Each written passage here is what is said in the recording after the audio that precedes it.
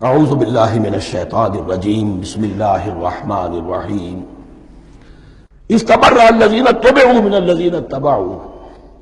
اب انسانی معاشرے کے اندر یہ ہوتا ہے، کچھ لوگ ہوتے ہیں لیڈر لوگ جو اپنے پیچھے لوگوں کو لگا لیتے ہیں، چاہے ڈیماگوگز ہوں، چاہے مذہبی جو ہے وہ مسندوں کے والی ہوں، اپنے پیچھے لگاتے ہیں۔ اور ان کے پیچھے لگنے والے جو ہیں وہ یہ سمجھتے ہوئے ان کی عزت بھی ہے، ان کا احترام بھی ہے، ان کے نیچے دبے بھی ہوئے، ان کا پیچھے پیچھے چلتے ہیں۔ قیامت کے دن وہ تبرہ کریں گے کہ تم نے ہمیں مروایا، ہم تمہاری پیروی کرتے رہے، ہم نے سمجھا تم جو کہہ رہے ہیں وہ ٹھیک ہے، ہم نے تمہیں اپنا لیڈر مانا۔ اب وہ اعلان برات کریں گے، اللہ ہمارا ان سے کوئی تعلق نہیں۔ استبرأ الذین اتبعوا، اور اس کے جواب میں پھر وہ کریں گے ہمارا تم سے کوئی تعلق نہیں۔ اس روز کے جن لوگوں کا اتباع کیا گیا تھا دنیا میں، لیڈر لوگ، وہ ان لوگوں سے جنہوں نے پیروی کی تھی ان سے تبرہ کریں گے۔ وَرَأَوُا الْعَذَابَ وَتَقَطَّعَتْ بِهِمُ الْأَسْبَابُ، اور وہ دیکھ لیں گے عذاب کو، نگاہوں کے سامنے جہنم آ جائے گی اور تمام رشتے منقطع ہو جائیں گے۔ یوم یفر المرء من اخیہ وامہ وابیہ وصاحبتہ وبنیہ لکل امرئ منہم یومئذ شأن یغنیہ یود المجرم لا یفتدی من عذاب یومئذ ببنیہ وصاحبتہ واخیہ وفصیلتہ التی تؤویہ ومن فی الارض جمیعا ثم ینجیہ۔ ہر انسان چاہے گا میرے باپ کو، بیٹے کو، بھائی کو، ماں کو، بیوی کو، اولاد کو، تمام انسانوں کو جھونک دو جہنم میں، خدا کے لیے کسی طرح مجھے بچا لو۔ تقطعت بہم الاسباب، سارے رشتے منقطع ہو جائیں گے، جن رشتوں کی وجہ سے حرام کو حلال اور حلال کو حرام کر رہے ہو، جن کی دلجوئی کے لیے حرام کی کمائی کرتے ہو، جن کی دلجوئی کے لیے دین کے راستے سے آگے نہیں بڑھ رہے ہو، دین کے راستے میں بیوی ناراض نہ ہو جائے، گھر والے ناراض نہ ہو جائیں، بتقطعت بہم الاسباب، یہ سارے رشتے یہیں تک کے لیے ختم ہو جائیں۔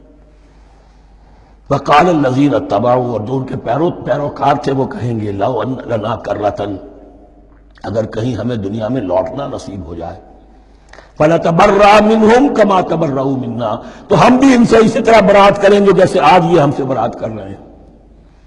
کذالک یریہم اللہ اعمالہم حسرات علیہم، اس طرح اللہ ان کو دکھائے گا ان کے اعمال حسرتیں بن جائیں گے۔ کاش کہ ہم نے سمجھا ہوتا، کاش کہ ہم نے ان کی پیروی نہ کی ہوتی، کاش کہ ہم نے ان کو اپنا لیڈر اور اپنا ہادی اور رہنما نہ مانا ہوتا۔ وما ہم بخارجین من النار، لیکن وہ اب آگ سے نکلنے والے نہیں ہوں گے۔ یا ایھا الناس کلوا مما فی الارض حلالا طیبا ولا تتبعوا خطوات الشیطان انہ لکم عدو مبین۔ اے لوگو، زمین میں جو کچھ حلال اور طیب ہے، حلال ہے اور پاک ہے، صاف ستھری چیز اور حلال چیز، وہ کھاؤ، اور شیطان کے نقش قدم کی پیروی نہ کرو، انہ لکم عدو مبین، یقیناً وہ تمہارے لیے کھلا دشمن ہے۔ یہ بحث اصل میں کھلے گی سورہ انعام میں جا کر۔ وہاں عرب میں یہ رواج تھا، بتوں کے نام پر کوئی جانور چھوڑ دیتے تھے، جیسے ہندوؤں میں بھی تھی رواج، ہم نے تو بچپن میں دیکھا ہے، کوئی سانڈ چھوڑ دیا، کسی کے کان جو ہے وہ چیر دیے، یہ فلاں بت کے لیے ہے، فلاں دیوی کے لیے ہے۔